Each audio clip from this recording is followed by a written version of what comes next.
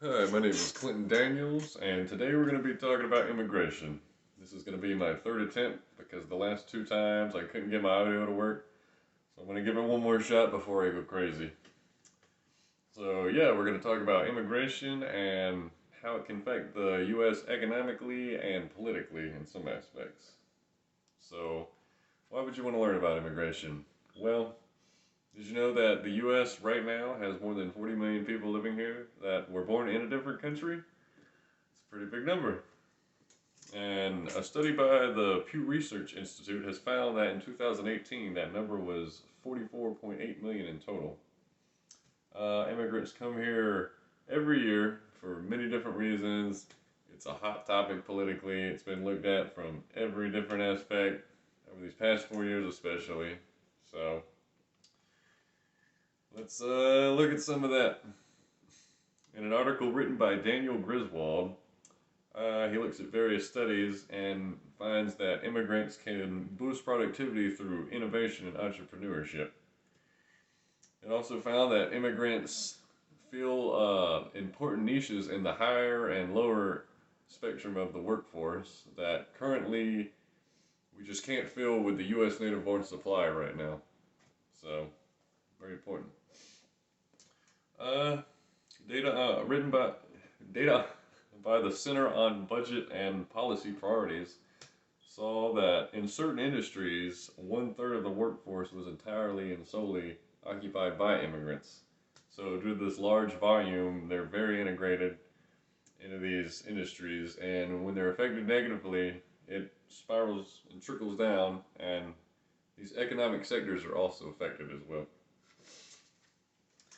Lastly, it talks about how immigrants can also help with the large baby boomer population transitioning from working to retirement.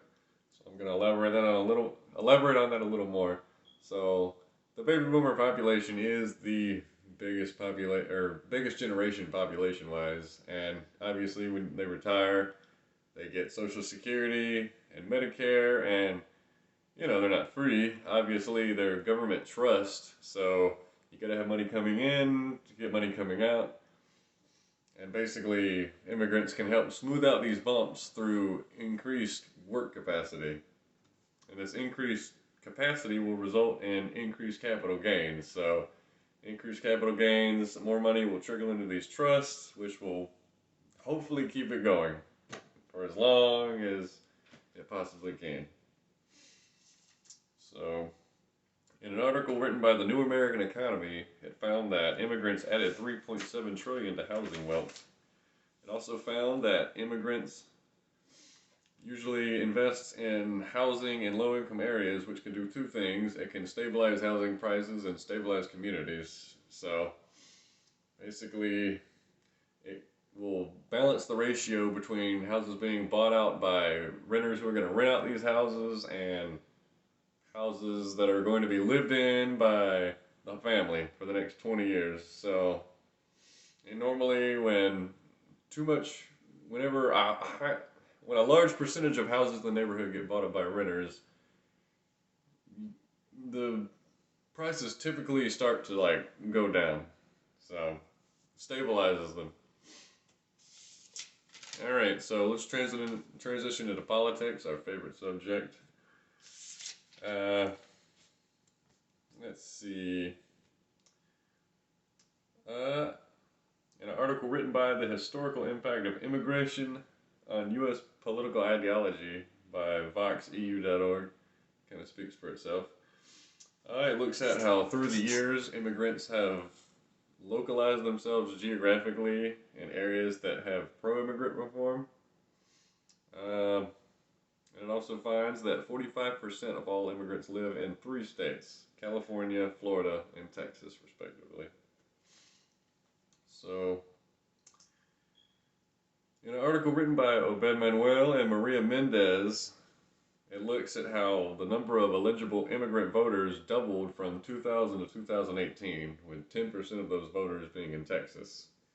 It also looks at the different Republican and Democratic platforms in Texas and talks about how the Republican platform usually outreaches to rural white voters, while the Democratic platform is reaching out to more progressives in cities and the Latino vote.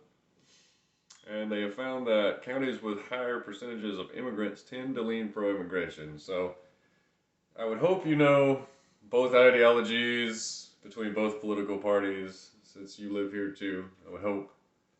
So you can see how that could affect some outcomes. And yeah, a piece written by The Atlantic called "Is Texas Turning Blue?" They go over how Texas has become more competitive over the past 20 years, and some of it can be due to increase in voter turnout among Latino voters and the relocation of people from places like California and New York and other major cities to cities in Texas that usually lean pro-immigration. And slowly, this has chiseled away at what used to be, normally a safe Republican stronghold. So, if you look at Mitt Romney and John McCain, when they were running for president, Mitt Romney won Texas easy by 16 points. McCain got 12. But this year in 2020, Donald Trump never could get double digits. It was always single. I want to say it was like 8 or 9. I actually don't have that statistic. But yeah, that's my conclusion. I hope you enjoyed it. And yeah, it'll be interesting to see how immigration evolves, its outcomes, and take it easy.